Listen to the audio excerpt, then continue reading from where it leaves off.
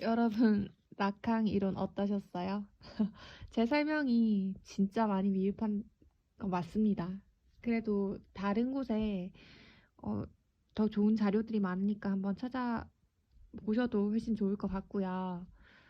어, 제가 뭐 한 거는 낙항 이론에 진짜 발톱의 때 정도? 새의 모의 정도?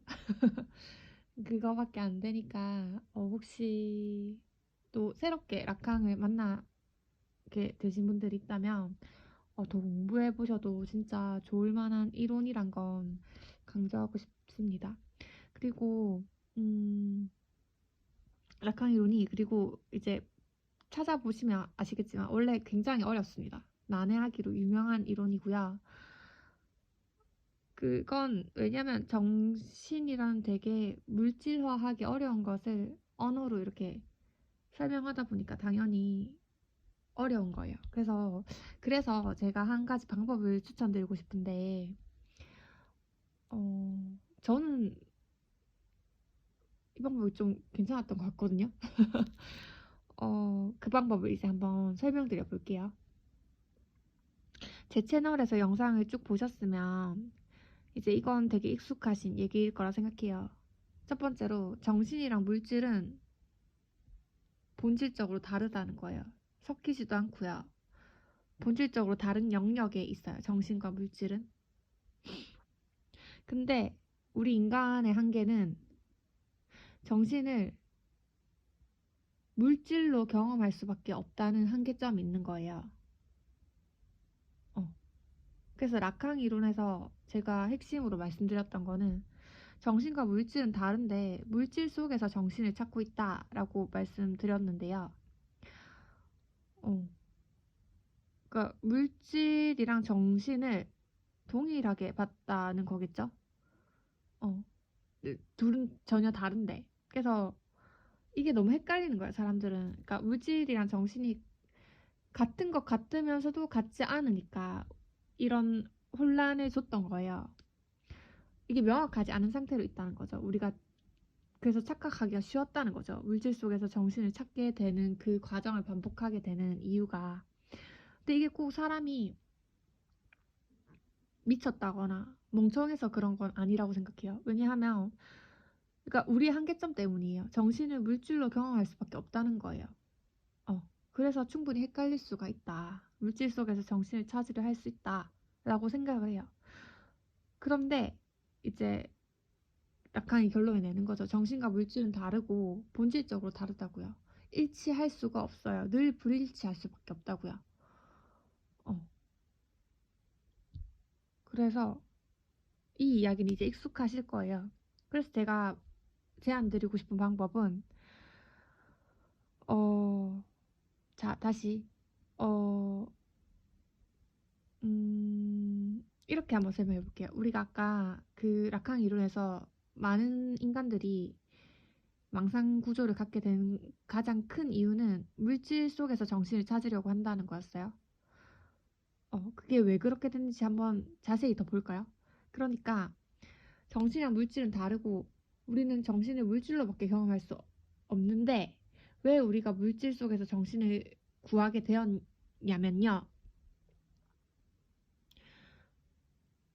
어, 우리가 정신을 물질로밖에 느낄 수 없다면 두 가지 방법이 있을 거예요. 내 정신이 일으켜져서 그걸 물질로 경험하던지 아니면 물질이 먼저여가지고 물질에 의해서 내 정신이 일어나는 방향으로 경험이 될 수가 있겠지요. 어. 그래서 락캉 이론에서 우리가 물질 속에 정신을 찾은 건 그 물질이 먼저로 정신이 일으켜졌기 때문에 우리가 그걸 계속 집착하면서 찾으려고 했던 거예요. 그래서 제가 그 방법 말고 이제 자신의 정신을 로부터 물질을 한번 찾아보라고 방법을 제안 드리고 싶은 거예요. 네. 자기 내부의 정신으로부터 그 정신이 뭔지 정신으로부터 나오는 물질을 찾으세요. 응. 어. 그걸 제안 드리고 싶어요. 우리는 이렇게 말하면 아마 이게 이렇게 한번 생각해 보시면 그 방향성에 대해 생각해 보시면 아차 하는 부분이 분명히 있으실 거예요. 우리는 물질이 항상 먼저 자극을 줘서 거기에서 일으켜진 내 정신을 느꼈던 거예요. 그런데 이제는 내 정신이 먼저 일으켜지라고요. 그렇게 해서 알게 된 물질을 찾으시라고요. 그 물질은요, 느낌일 수도 있고요, 이미지일 수도 있고요, 언어일 수도 있어요. 근데 출발점이 내 정신이 먼저라고 확신되는 그 물질을 찾으라고요. 음. 그래서 제 제안은, 자, 정신이랑 물질은 본질적으로 다르고, 인간의 한계는 정신을 물질로 경험할 수밖에 없어요. 물질을 통해서 경험할 수밖에 없어요. 그런데 우리가 두 가지 방향성을 생각할 수 있다고요.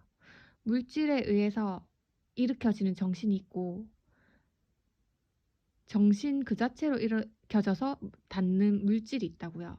이 두 방향성을 구분해 보자고요. 근데 우리에게 익숙한 건 뭐다? 물질이 먼저고 그 물질을 통해서 우리의 정신이 한번 드러나는 거예요.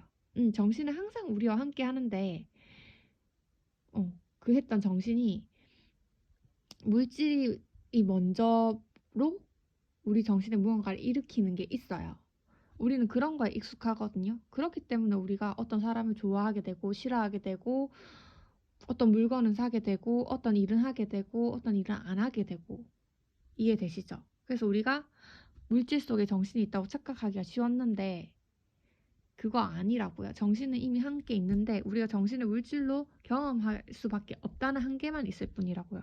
그러면 제가 제안 드리는 거는 내 정신이 먼저가 되게 출발점을 놓아 달라는 거예요.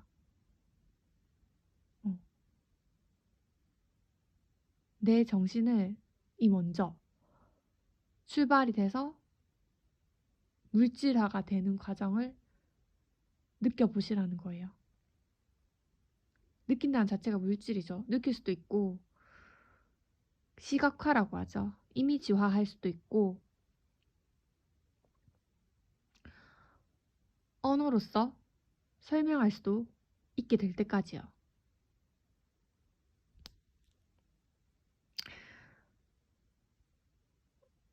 음.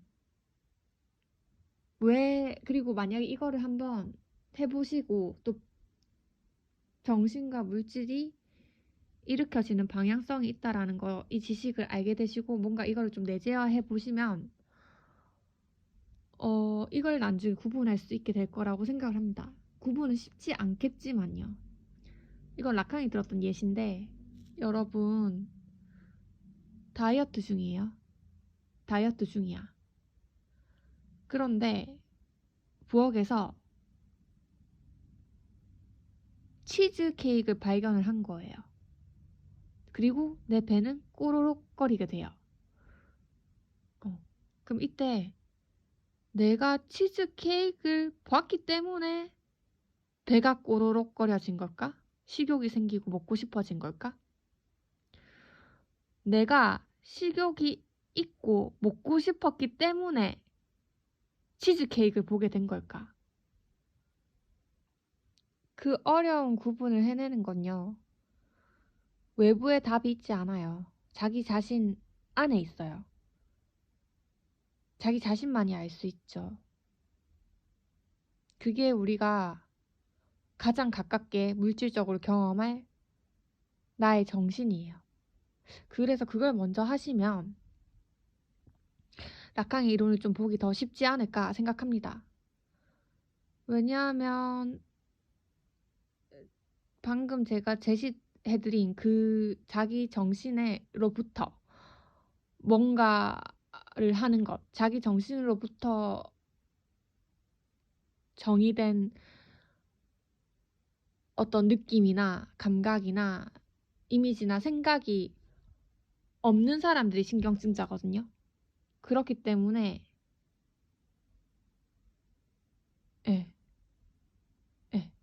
그렇다고 해서 신경증자가 정신이 없다는 소리가 아니라 있는데 그거를 좀 명확히 모르기 때문에 자꾸 물질에서 찾고 있어서 힘든 사람들인 거예요. 그런 관점으로 보시면 좀 이해가 빠르실 거기 때문에. 그리고 또 누구나 당연히 해야 하는 거잖아요. 자기 정체성을 스스로 확립해야 될 거 아니에요. 그래서 이런 방법을 제안드리고 싶습니다. 라칸 이론을 더 쉽고 정확하게 이해할 수 있지 않을까라고 생각하고, 또 자기 자신에게도 훨씬 좋은, 어차피 라칸의 이론을 이해하는 게 목적이 아니잖아요. 더 잘 살기 위해서 하는 거고, 그리고 라칸이 끝에 제시하는 것도 제가 제안드린 그 방법이거든요. 그러니까 그거를 한번 경험해 보시고 라칸 이론을 공부하면 더 빠른 학습 방법이 되지 않을까 생각합니다.